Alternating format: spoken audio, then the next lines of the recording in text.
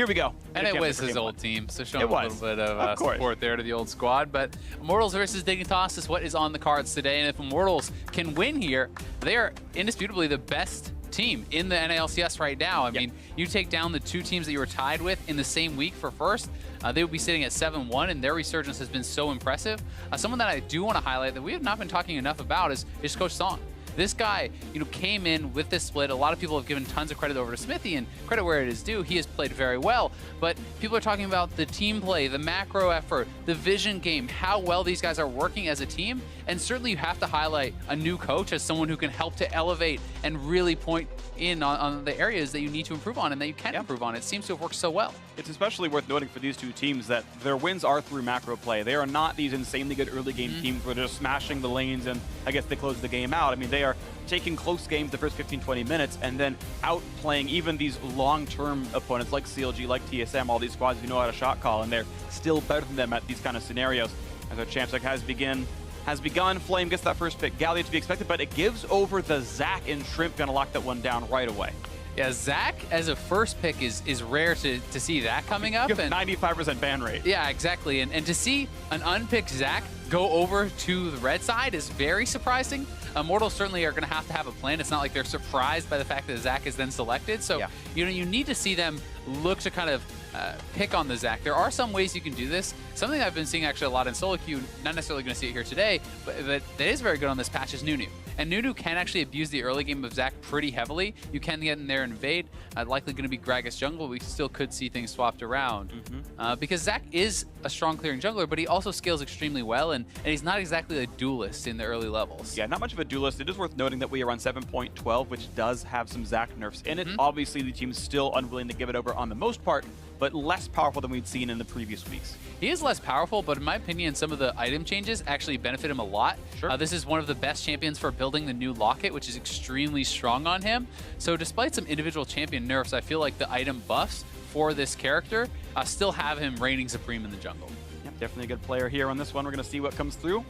As Someday is playing his most played top laner with the Shen, the Caspia going in for Keen as well, and all these teams have picked top jungle mid in the first few rounds. Yeah, and the Cassio is considered not what I would call a counter to Galio, but maybe a favorable matchup. It's something that Faker has been using, and people have been starting to pick that up across the board because you essentially have this lane where you have enough sustain from your Twin Fangs that you can kind of heal through the poke. You can have a very strong farming lane. You should not be pressured heavily as far as like a solo kill or anything like that. And Cassio, when you can have those sorts of lane, you can get to the sort of sustained damage that Galio cannot deal with, and you're being allowed to kind of scale up in a relatively farm-heavy lane. Yeah, Snake Champion all about the scaling here on this one as the second phase comes through. I mean, I've used the joke before, but it's so easy. Blitzcrank Rakan up table so far. Of course, it's been the split of tank supports, absolutely. There's a lot of theories I've heard about this as well. Doran Shield, of course, was credited with a lot of the big swing, but also I've heard credit to the fact that we're seeing more fighter top laners, so you need more tank stats somewhere else. Now, in this case, it's still tank top laners on both these sides, or at least a tank mid laner on the side of Immortals, but still, it seems like it's very common these players want to play beefier, playmaking supports, and it seems like the players really like it, so do the fans.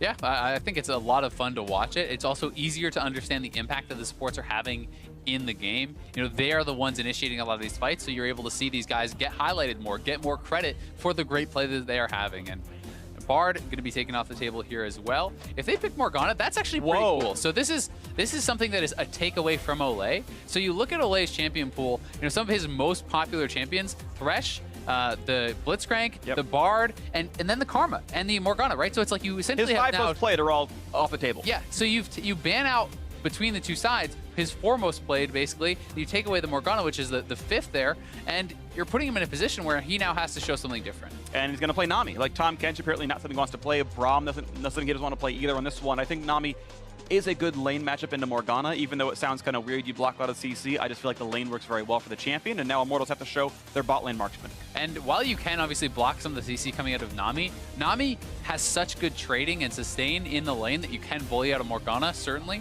And definitely in combination with the Varus, if they do lock this in, it should be a strong laning duo. That said, Nami is a squishy champion. If you get caught by a binding as a Zac or someone like that is going to come in, you are not going to get much of a chance to do anything to react because this team is extremely CC heavy across the board. You have Zac, you have Shen.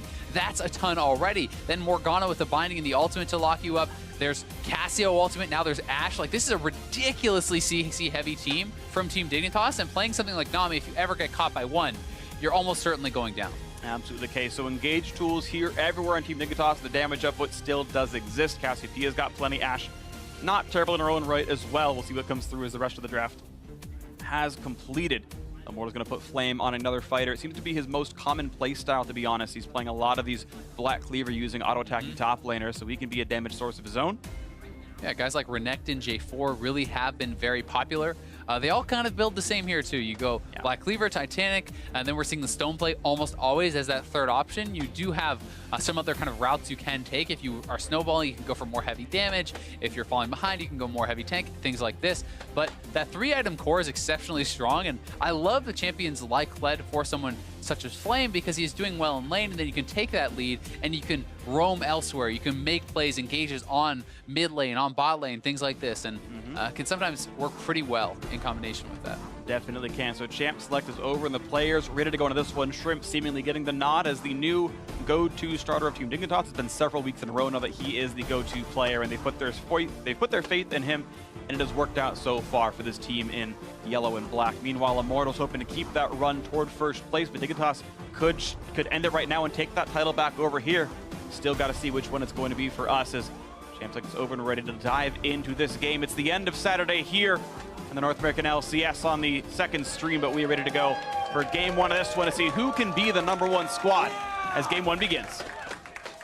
And it's going to be an exciting one. Both teams have such a crazy amount of engage, right? And it's going to be a lot about who is able to pick the correct fights, who is able to find that initial opportunity.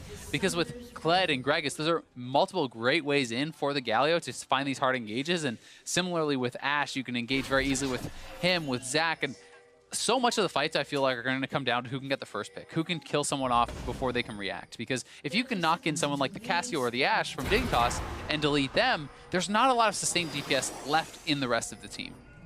That's the case here, and we'll wait to see what's going to happen as Flame walks in, looks at what Shrimp is doing, and of course Zach really likes to kill Raptors at the very start. You can hit them all easy with the W, they're easy to knock around.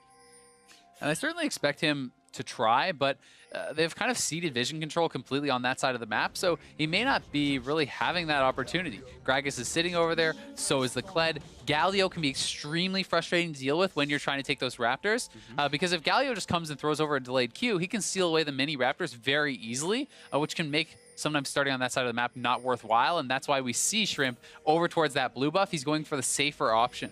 Yep. And you can see that there was those 2 deep trinket wards put down by Immortals to help track him, but Shrimp won't be seen early on.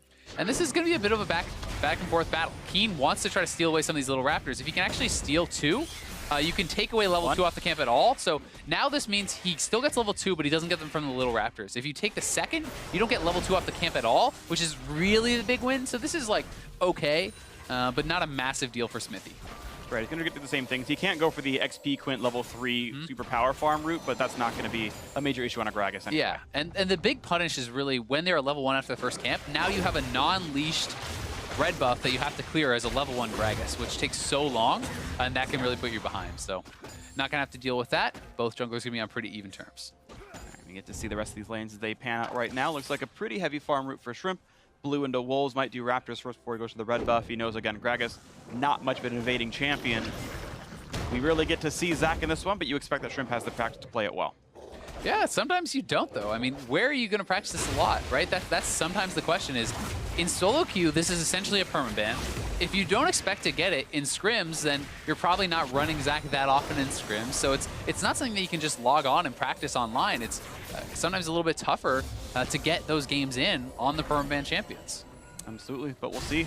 We've so far seen pretty good performances out of the Zacs, but you're right, it's still remains to be seen, and of course Immortals happy to take the risk here for themselves. Nice hawk shot by Lod, perfectly timed, sees that Smithy is in fact taking his blue, and they can summarize his exact jungle path based in his CS. So far the Wolves are dead as well. And this is pretty nice from Someday. So Someday essentially needed to have the wave all the way to the turret. If you're going to shove, you need to hard shove and have it bouncing by the time the jungler takes that other blue. And Pobelts are just going to TP back to lane, but they could look for something on Keen if he steps a little bit too far forward. I should be aware of where the jungler is or where the jungler could be, though. I think it's likely Smithy might end up crossing paths with Shrimp. Is he going to satchel the wall? Yes. Blast Cone puts him over here, and now he sees an enemy champion. Gonna steal away a couple of these little Krug pieces, but Shrimp gonna get the rest of the camp. Yeah, not a big deal at all. Smithy has to get out of there because he sees Someday missing from that lane. Does not want to get collapsed on. So both junglers, very even overall. Shrimp did kind of take down that one extra camp, though. Exactly, yeah. Shrimp is up one camp, losing one medium Krug, not a huge deal. He's up that one camp otherwise, but there's a gank in the top side. Look at this one here is Someday.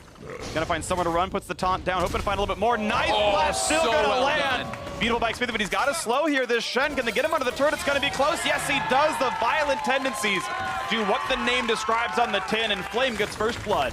That was so well done by Smithy. He throws out the body slam knowing Someday will flash react. Then he redirects his body slam with that flash, still catching Someday after he pops that summoner.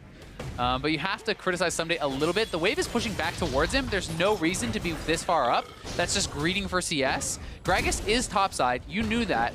And you're fighting for what will essentially be a loss of 2 to 3 CS if you sit back and let the wave push. Because it has fully bounced, you're going to get almost all that farm.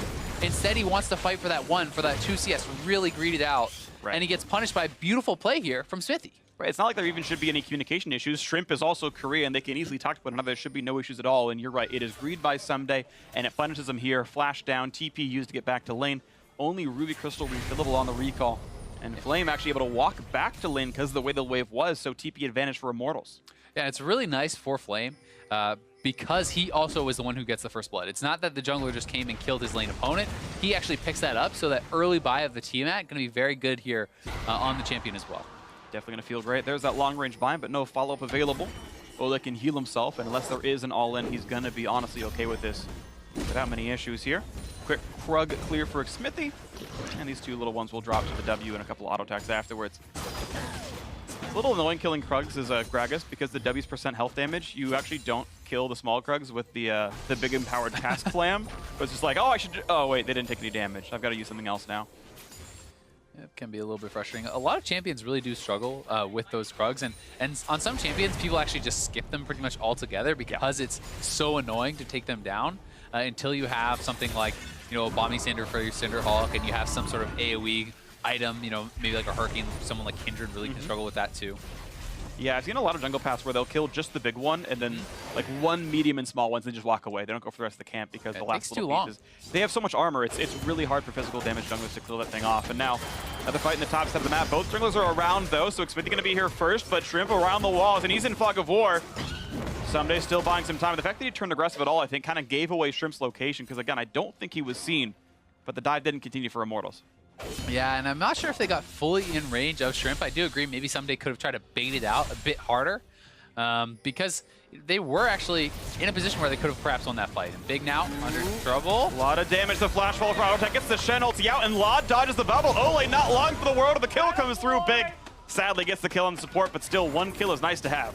That was really well done, actually, both from Someday, but also from Big. You know, playing it pretty cool, redirecting to kind of turn around and bring that Shen back in. So many players, as they're getting that Shen ultimate, actually just run him out of range because they're so afraid of dying. Right. So delivering in Someday, picking up a kill in that bot lane, going to be pretty good for them. Really good for them, absolutely agree. And I don't know if Someday just barely hit level 6 or if Immortals didn't communicate, but certainly that all-in got turned around by that ultimate. Yeah, he had been 6 before even the gank happened topside. So he's been 6 for a while here, something that they certainly should be playing around, but it's easy to forget. It was a nice sidestep from Ole, and that's what kind of prompted the all-in. When that binding misses, it's very tough for Morgana to actually turn around and fight back, but Big able to just step in. It was a good bait and very quick Shen ultimate to turn around that kill. So Someday makes a bit of a mistake topside, but makes up for it a bit more here. Right, and he's even still up in farm. He had to walk all the way back to top lane, and he's still up 11 gold or 11 CS right here. So credit for the recovery to Someday.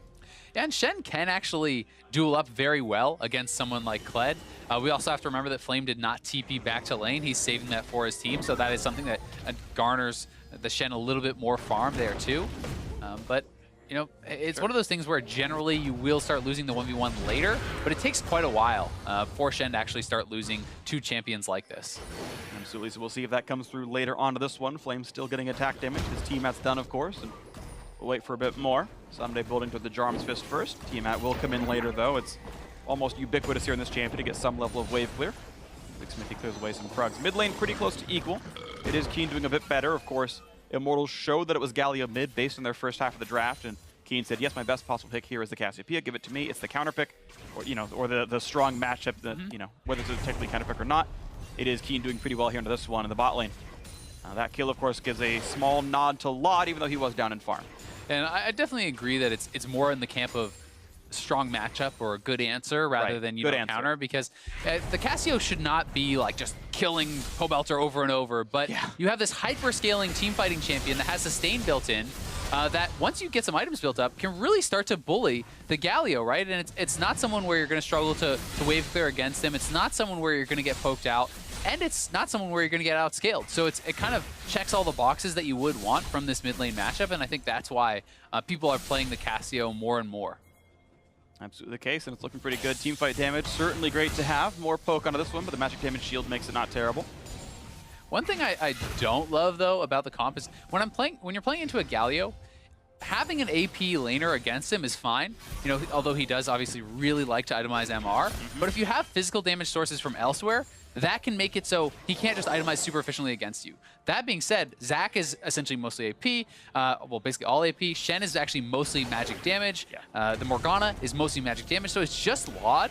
So Pobelter is going to have a very easy time stacking MR and not really having to worry against most of these teams. Because even Laud hasn't had very good damage stats so far this split. Immortals, though, going to be dove down here to this one. Going to miss. Bounce. Yeah, that's going to be all the damage they need. He is gone for certain. Shrimp gets the kill, and the turret's going to be next up.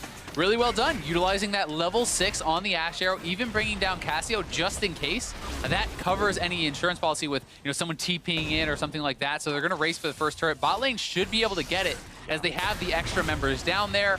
This is very well done, and I honestly, in a lot of cases, would just like to see you give that solo gold over to Laud, since Immortals are not racing for it, and he's your only physical damage component. So you really want to get this guy strong, because if he is not strong, Gragas just itemizes only MR. Pobelter itemizes only MR. You build early lockets, and you have a lot of answers to the magic damage coming out of Dig. Absolutely agree. So we'll see if it ends up coming down to Laud doing well, or if Dignitas can snowball off an early game lead. 1,000 gold up for them. The Mountain Drake going to be grabbed without much issue as well. It means they can keep playing the early pressure, and with Laud going for the Ruin King build on this Ashe, they have absolutely very high Baron threat. Cassiopeia, Ruin King, Mountain Drake.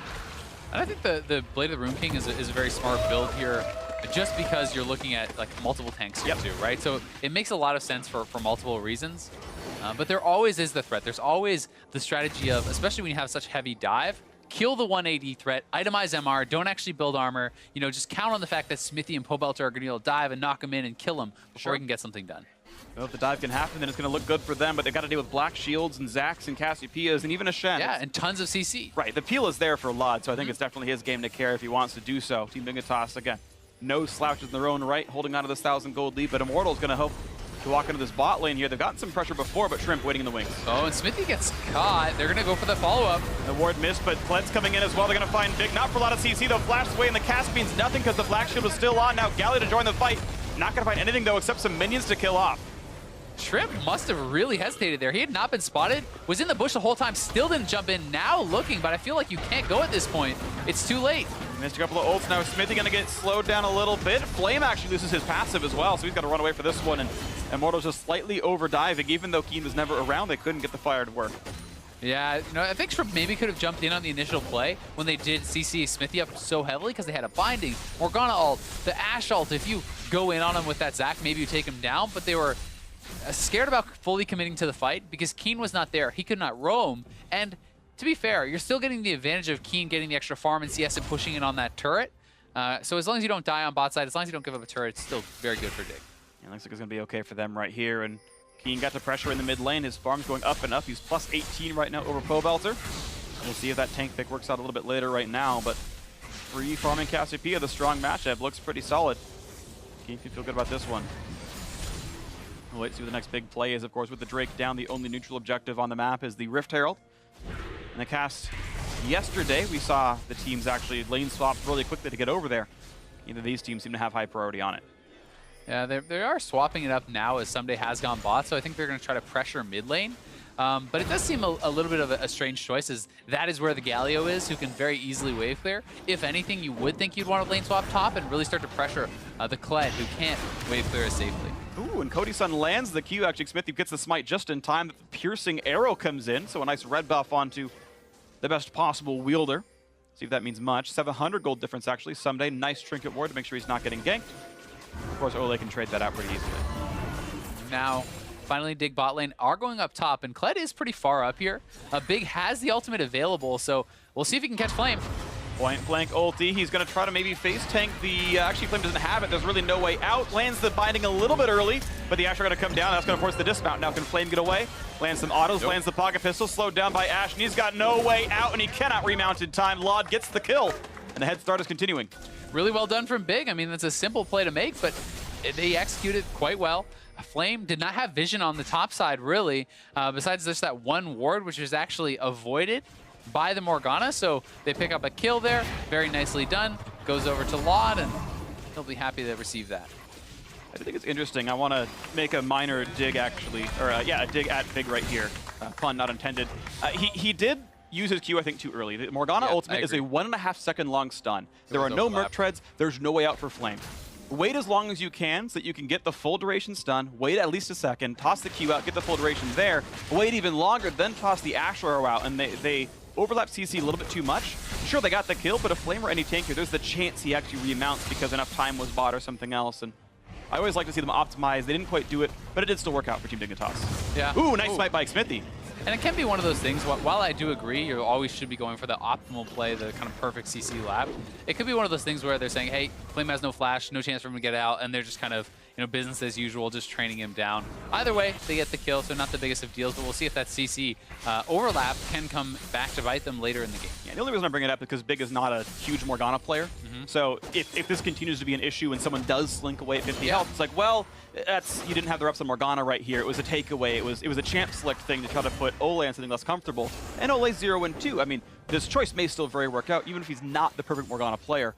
As we have this game, actually, that's still sitting very close, though. Immortals farming really nicely. You're seeing Cody Sun get a pretty big farm lead over his lane opponent, and the rest of their team grabbing the scraps pretty well. And Cody Sun has just been such a point of strength for the team this season. I really do like his play. And I'm very excited to see how he's going to be able to perform because he has all these pieces around him to protect him, right? You have such a beefy front line. You do have all the tools kind of put in there to try to protect you from this dive and to allow you to carry. We'll see if they can get much for that one. The taunt's not going to be much against Shrimp, who was able to jump in time. And the turret, though, very, very low, about 500 health left on that. Interesting to see Pobelter actually goes Adaptive Helm here first. And I know you've done some of the math on that, and that is something that is very rarely efficient. It's almost always better to go something like a Spirit Visage, and I think even on Galio, going for the Abyssal Mask can be a really strong choice to amp up some of the magic damage coming out of Smithy, yourself, and Ole. Sure, this is definitely going to be tankier than Abyssal Mask. That said, I do love Abyssal Mask, and it's good for the offense, obviously, especially with the magic damage dealer like Smithy on your team. But right, you have to take almost sort of 2,500, 2,000 something damage from Cassiopeia overall after magic resist for it to matter here. And that's just comparing against Spirit Visage, right? That's for the unique passive to be good enough here. No one else is going to have that kind of repeated magic damage. In a team fight, he's almost definitely caring more about Laud than Keen, in which case you'd rather just have the health to deal with Ashe auto attacks. So I'm of the opinion that it seems like a slightly weak buy, but we'll see what happens over this one. If he really is dueling Keen, then it will become efficient. Certainly possible.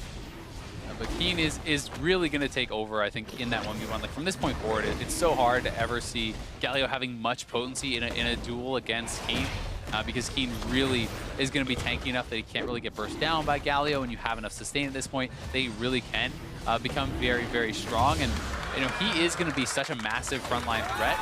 I'm kind of interested to see how early Keen is going to decide to pick up something like a Void Staff, as you know that a lot of MR is going to be stacked by the front line.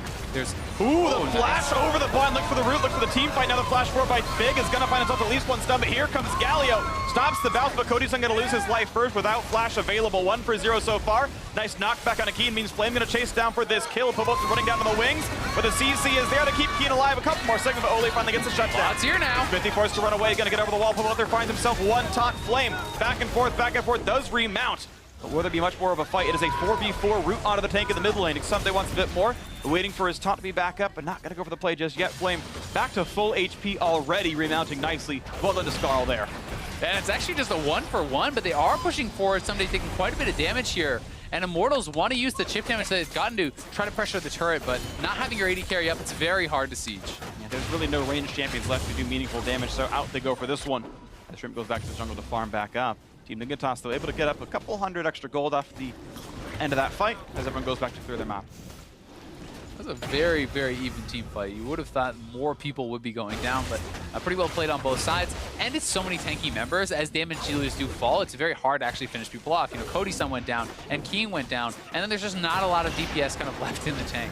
And at that point, they can ignore him as they take down that mid lane turret. Well played to the tanks of Team Dignitas. The early Quicksilver Sash by Cody's son is a little weird because there's not a lot of damage on the Immortals lineup, and delaying damage up it seems a bit suspect.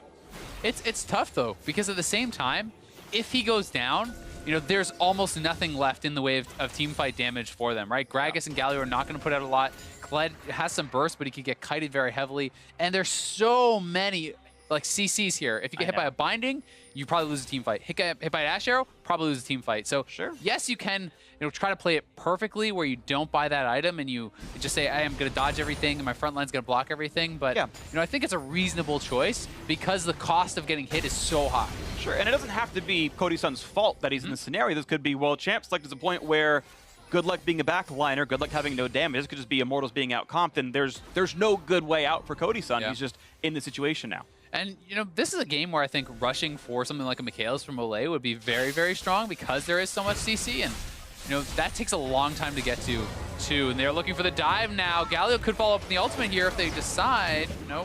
Flame not quite in range for any hard CC, but does buy himself a bit of time. Turret's not going to go down. The bubble going to buy a bit, though, but here comes the taunt on the front line, looking for a bit more on the Flame. Taunt's going to come across. A stun on the front line tank, though, and Pobelter doesn't even feel the damage. His shield was enough, but Shrimp comes back in for a bit more. Knocked up into the air. The knockback is there. Well played by Smithy, and a Bloblets they go.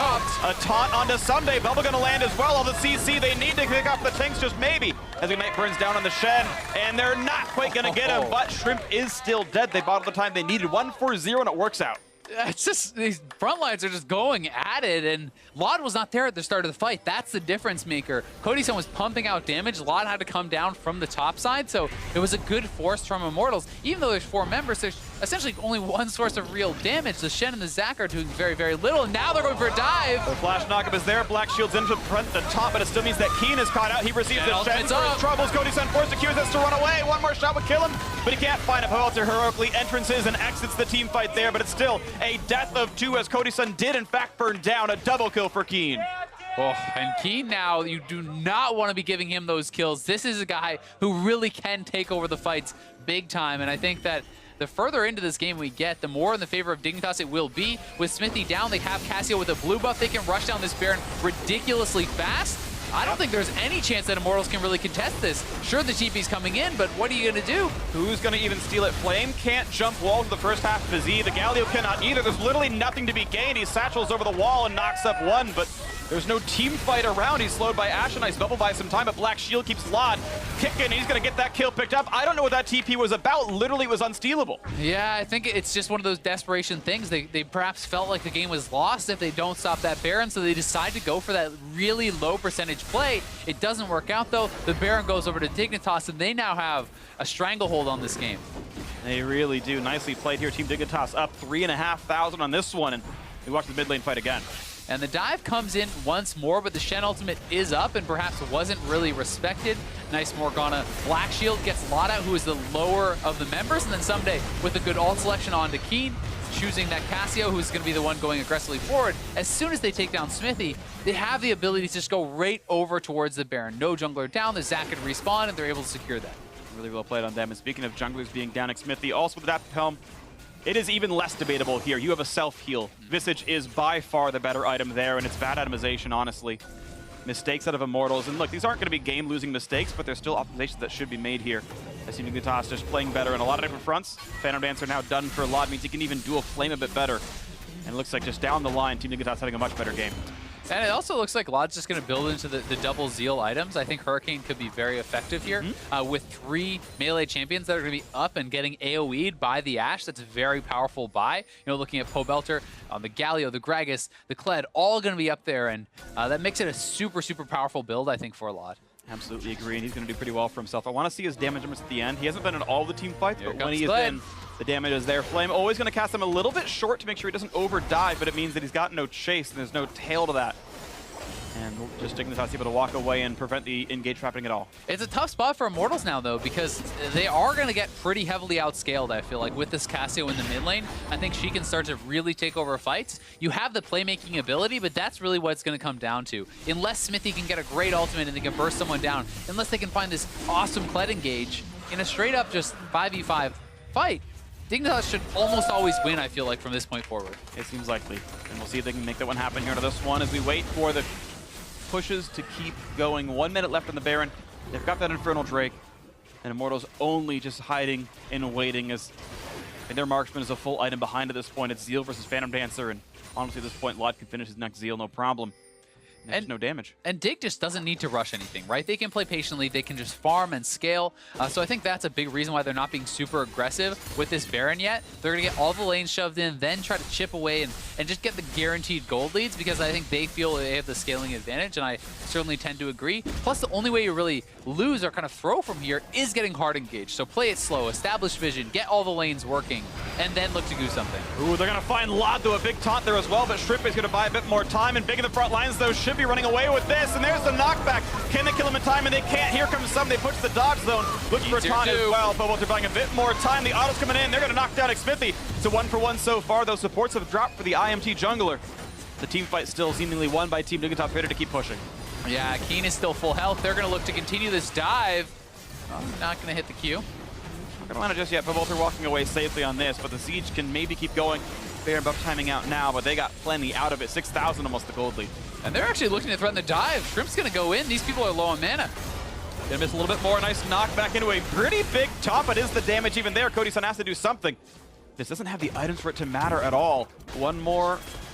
Dignitas is running away. Shrimp's going to stay safe. Kled ultimate is up. It doesn't look like they're going to decide to chase here, though, as Galio's heading over to the top side. So didn't get too much with this Baron buff, but they got, I think, enough. They have a pretty comfortable gold lead now. They can go back, spend up that gold, and really get themselves to a point where they are going to be pretty powerful. I think that the Abyssal Mask on Shen is actually very intelligent to buff up the Cassio himself, the Zac, the Morgana. Like, this is a lot of sources that he is going to be helping out. So I like that buy from Someday, and I'm very heavily in favor of these kind of supportive tanky buys, like things like, you know, I'd love to see a Knight's Vow out of him. Things like the Locket, I think, are so strong and so efficient now on these tanks when you have very powerful carries.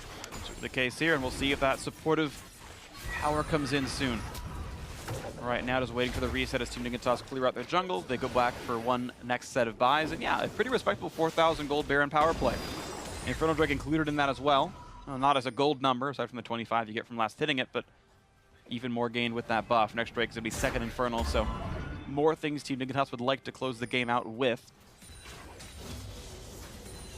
As we go back onto the map, it's actually going to be Lod mixing and matching his items, going towards what's probably a Guardian Angel with that BF sword, I'm going to guess. Could be IE as well, but either way, that doesn't build from a Brawler's Gloves. Yeah, it could just be an IE now. Maybe just deciding to change that up. I think that, you know, even like a Bloodthirster could be pretty effective when it's pretty low damage output, then you're not really threatened. So certainly has some options here. Not going to go the path that we originally were expecting with that Brawler's Glove, but it's not going to be a big deal either way. And there's so many interesting itemization choices I now feel like with the increase in strength and some of these supportive items. Yeah. You know, Gargoyle Stoneplate is very strong for you individually, but you know, how do you weigh that against something like the Locket or the Knight's Vow that can really, you know, empower your carries who are the kind of the main focus? And this is these kind of choices I think are very interesting. And even you still have items like Zeke's Convergence, which I know was, you know, thought to be very good coming in, but Knight's Vow got arguably better. It got some CDR on it and whatnot, and you've got to still decide across all these different items, what is the optimization for me? Who do I support? Do I support the entire team of the Locket? Do I support one person with Knight's Vow? Do I buff up their damage instead with Zeke's? What else can I go for here? Maybe we get a Righteous Glory, as we all know Captain Flowers loves for himself on his Skarner, and we'll see what comes next. But Team Dignitas waiting to close this one out and make the game one look solid.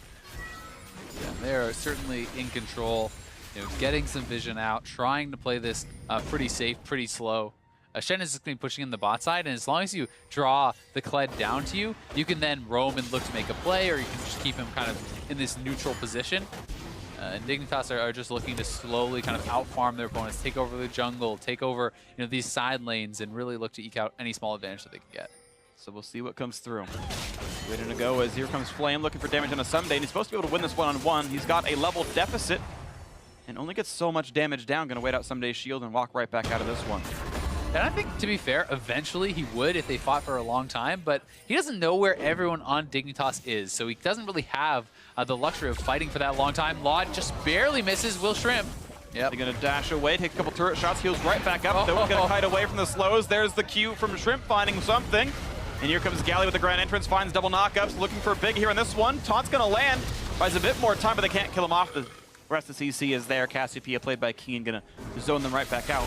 And they get the TP out of Flame. Somebody did not respond. They were confident that they could get away, so now they have that pressure. We're seeing Immortals look for the engage. And they're going to look for a little bit of something on this one. Keen knocked around for a couple more seconds, and now Shrimp in the front line, looking for plenty to do. Let's Bounce brings in the back line.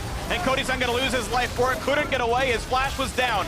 And the CC to be found is Xfinity trying to run for his life. One more shot would kill him, and Someday and Keen going to make that happen and Povo out there next up to die. There's no way out. A double kill for Laud in the back line. And now only 2 members alive for Immortals. Team Dignitas have the Baron, they have the mid lane. Yeah, it looks like they're just going to keep pushing. There's such long death timers. They could potentially end the game or even just take the inhibitor, then go back to the Baron. So they have a lot of options here. And it's going to be the mid lane at the very least. The turret's going to fall 15 seconds in the first respawn, and it's 30 for the rest of them here into this one. Inhibitor will fall, and the call is likely to be go back to the Baron, and they ping it. Yeah, and I think this is the smartest choice. This is essentially a guaranteed victory that you can get. No way that that inhibitor can be contested. And if you try to stay around and end the game and you get ace, then you lose the Baron and you can throw. So this is very smart. There's no way that Smithy can actually get here in time. TP is up on Pobelter, but I don't think they can even try to contest. You're right. I think it's the exactly optimal shot call you could make right here, and it's Team Dignitas. It's so funny thinking about it because this has been a team who's reshaped what a Team Dignitas Baron is at this point. It's been good calls for this, been good shot calling here for this squad. You think of a team with Someday on it and you're like, all right, yeah, they've got to carry top laner to win the game. It's like, no, you're going to play Shen every game. We're going to shot call our way to victory, and it's happened here for Team Dignitas. Immortals making the best of a bad situation. They're able to grab that Infernal Drake. That's a compensation, I guess. It's a, you know, a secondary prize here, but Team Dignitas, I think, with his Baron buff and 10,000 gold, likely to close the game out. Yeah, and it's just about this initial play. When Cody-san goes down, that is all their damage. There's just nothing really left there. So the Shen ultimate is forward onto the Zac. He's able to bring him in with the slap, flash in on him there from Shrimp, pull him back while he's taunted. So much CC overlapped on a Cody-san. They pull him back with that Let's Bounce right into the carries, take him down, and then it's a full retreat for Immortals. There's just no damage left if Cody-san goes down. And essentially it just feels like Dignitas has the one extra damage threat, and that's all they really needed. You know, the Kled, sure, he is a DPS champion, but he's locked down, he's isolated, and Cassio and Ashe are getting so much work done. Absolutely they are. They're doing well for themselves here. And now we've got the special old school movie. We got the talkies. Or I guess we don't have any talkies here. This one is just, there we go. We got it back, and we are ready to go for the turrets. Siege, 2 minutes, 15 seconds on the Baron buff. Let's see what we can do with this one. Team Dignitas hope to complete their masterpiece here. 32 minutes in almost. For a bit more to go. Damage on a Shrimp, Flame trying on the wings, but just where is the follow-up? A last Whisper in for Cody-san will help with some tank shredding. Is just so far behind the curve. Infinity Edge done, new Zeal for Laud. You contrast those bot laners' items, and it's night and day right now. And I mean, mid laners as well, right? This is 4 completed items for Keen versus 2 end pieces for Pobelter. So the Cassio is enormous. Dignitas looking to close this one out, are looking very, very poised, very strong. Pretty likely. Here comes the damage up on this turret, continuing now as Laud not pulling aggro, just going for a few more auto attacks, but with Black Shield down, has to respect the chance of a flash engage. And they're playing this very patiently. They're allowing mid lane to push in, so now either Immortals has to engage or they have to deal with those mid lane minions. They need to make a choice essentially right away, though, as this turret is getting chipped down. It's going to go down here pretty soon, and yeah, it looks like they're going to deal with those mid lane minions, so Dignitas can just stay around and on this wave probably kill the turret. They're going to try and engage right there. They find him. Laud gets shot up. He's rooted in place. The damage up coming through, but he gets away and he flashes to safety. Laud is just barely up alive. Here comes Let's Bounce, and 1 kill picked up already. It's a trade, though, as Laud has died. And a second kill comes in for Immortals. They're losing their players as well. Xfinity also drops up the map. 3v3, knockup is there. They're going to find Cody-san. That's the kill picked up. Someday leads the charge for a second kill in for Keen, and now it is a 3v1. Ole left alone inside the base, and going to be turning into sushi soon enough as the rest of that squad ready to push in with Baron up super minions. And game 1 will go to Team Dignitas in this battle for first place. There may only be one team left with a single loss, and it just might be this squad right here in the red as they knock down the final Nexus turret next itself to follow. One more game goes and Team Dignitas will own first place. Such a well-played game 1 from them. Immortals looking incredibly dominant against CLG yesterday, but Dignitas make this one look pretty easy, and yeah, they're adding a little style to the substance there. mind game calls a bit earlier than they stopped hitting the Nexus. I think we faked out production for a second there, but honestly, it was a well-played game. Team Dignitas 1-0. Shrimp smile on his face. Keen did work that game. 5-1-6 on him. Lod good as well. 5-1-8. Big with the takeaway in Morgana. I wouldn't say it was perfect on the Black Shields. I think there were a lot of late ones, but it certainly did seem to make the Team Dignitas bot lane do better than the Immortals squad did, who had gotten so much praise overall. It was like, oh, you know, Lod's just kind of there for along for the ride, but Cody Sun's the big carry, and it was really the opposite in this game, where it felt like so much more came out of the Team Dignitas bot lane. I think their pick ban was extremely intelligent. I think that so much focus on Olay, we haven't really seen anyone do this yet. So putting him off one of those comfort picks, and while he was fine on the Nami, you know, it's not like you can really attack him and say his play was very poor or anything like that, but he has been such a playmaker and such a catalyst for good things for Immortals, and when he's not on these playmakers, when he's not on the Bard or the Thresh or something like that, it felt like there wasn't a lot going on. Yeah, that's really the case right here. And we actually had Lod convert really nicely, did the most damage in the game, 21,000 to champions in a 30-minute game. That's a solid number in its own right, but the fact that it was first place was really good.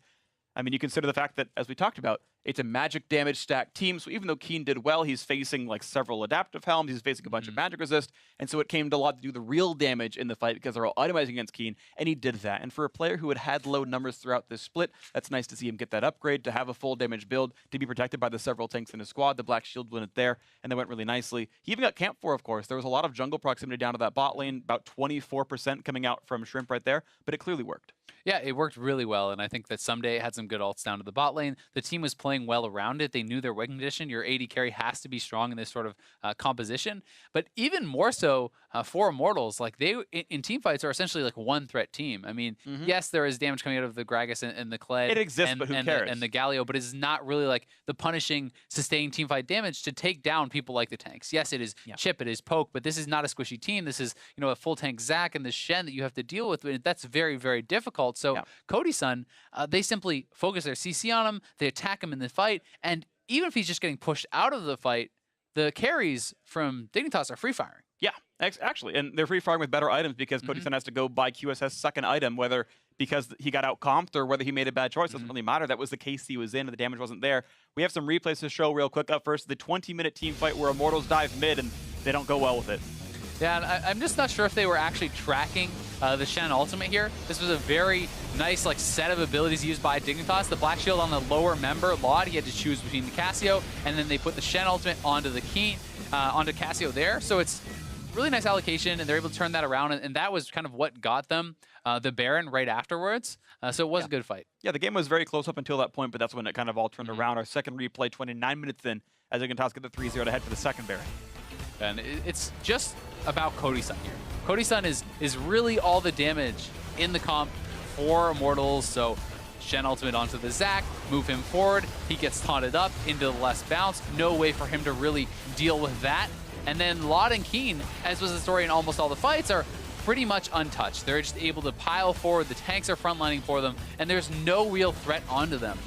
Yeah, there's no way out for them. As you can see the gold graph right here, it was close for the first 20 minutes right there. It wasn't really too bad. The problem is you had that mid lane team fight. That when the graph starts going down, that was that mid lane 2-for-0 dive turn in a Baron, and just for 10 minutes straight, just a landslide of gold towards Team Dignitas. And I really did feel like part of the problem about it staying this even for this long is that they are going to get outscaled. I do think that this composition had the advantage going into the late game team fights, so it was something where Immortals, you know, an even game isn't necessarily in their favor. They have to force plays. They have to be getting stuff done with the Gragas and the Galio and the Kled, and it felt like the successful cases in this game were few and far between. There was not really a lot of like Kled ult catches someone, Galio ult, Gragas knocks them in, they get burst down. Like that never really felt like it happened to Lod or Keen, and those are the targets that they needed to be able to get and constantly force plays onto. Right, and if you are going to play a one-threat team, we saw TSM do that earlier, and they played with Tristana, right? Something a bit safer, something who actually wants to build double Z item and doesn't have to buy a QSS against the Zac because you're Tristana. You get to do that when you're a champion like this. Varus has to be more defensive.